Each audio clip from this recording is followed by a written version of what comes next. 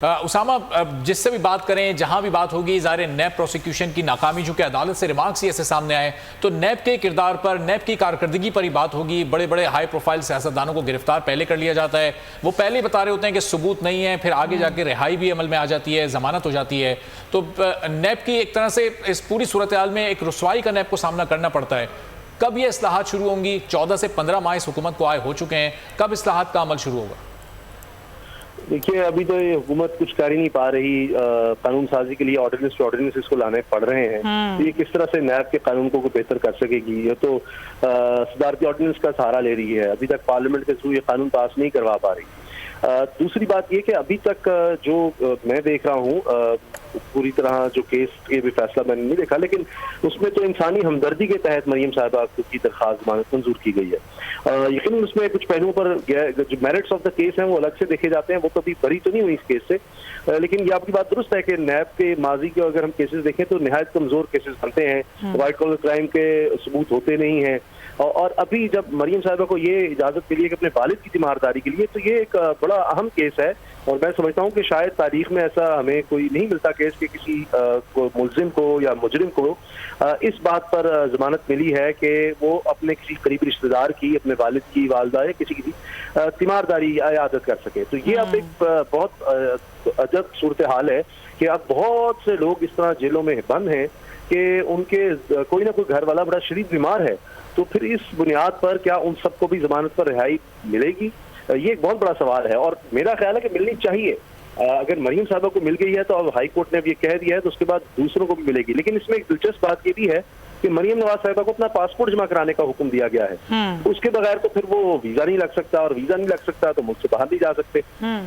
तो ये भी एक बात ऐसी है जिस पर लग रहा है कि कोर्ट ने ये कहा है कि आपने अगर इयादत करनी है, तीमारदारी करनी है, तो उसके लिए मुल्क से बाहर जाने की जरूरत नहीं है। अभी मैं सुन रहा था मुस्लिम लीग नून के एक रहनुमा है, वो ये कह रहे थे, इशारतन बात कर रहे थे कि जी अगर इजाजत मिल गई, अगर उनकी सेहत ठीक हो गई नवाज शरीफ साहब की और मुनासिब समझा गया तो मियां नवाज शरीफ साहब को इलाज के लिए बाहर भी ले जाया जा सकता है। तो अब क्योंकि कुछ लोग ये भी कह रहे थे कि मरियम साहिबा के बगैर मियां नवाज शरीफ साहब मुल्क से नहीं जाना चाहते। वो चाहते हैं कि मरियम की भी जमानत हो जाए और फिर वो मुल्क से जाए मरियम साहिबा को साथ लेकर।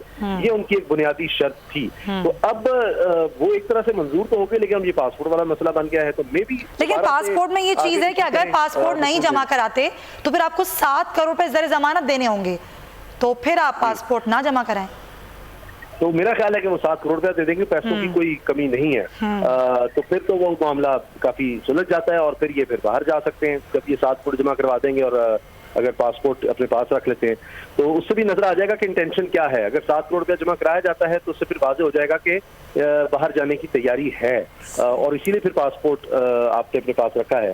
तो मेरा यही ख्याल है, मैं काफी अरसे से कह रहा हूँ कि मियां नवाज शरीफ साहब जो हैं मुल्क से बाहर चले जाएंगे और मरियम साहिबा का ये रह गया था मामला।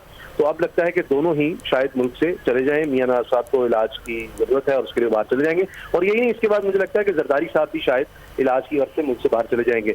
और इसको आप इससे भी मिलाकर देख सकते हैं कि फौरन ही मौलाना फजलुर रहमान साहब का जो अंदाज है वो बदल गया है। वो कह रहे थे डी चौक में तो जाने की जगह ही नहीं है, और अब उन्होंने दोबारा उस कमेटी के सुपुर्द कर दिया मामला कि जिसने उनकी बात नहीं मानी थी और फिर अकेले ही चले थे। तो मामला मुझे काफी हद तक पॉलिटिकली स्टेबिलिटी और सुलझते हुए नजर आ रहे हैं। और इमरान खान साहब के लिए ये जो पॉलिटिकल प्रेशर था उसमें शायद कुछ कमी आ जाए। और ये भी देखना होगा कि अगर मियां साहब इस फैसले के बाद अब बाहर जाते हैं, मरियम नवाज साहिबा भी, तो उसके बाद जब जमानत का वक्त खत्म हो जाता है मियां साहब का, तो क्या उसके बाद वापस आते हैं? और जाने से मुझे लगता है कि शहबाज शरीफ साहब के हाथ में आ जाएगी भागदौड़, और उसके बाद काफी ज्यादा हद तक आप देखेंगे कि जो प्रेशर इस वक्त बना हुआ था गवर्नमेंट पर वो भी रिलीज हो जाएगा।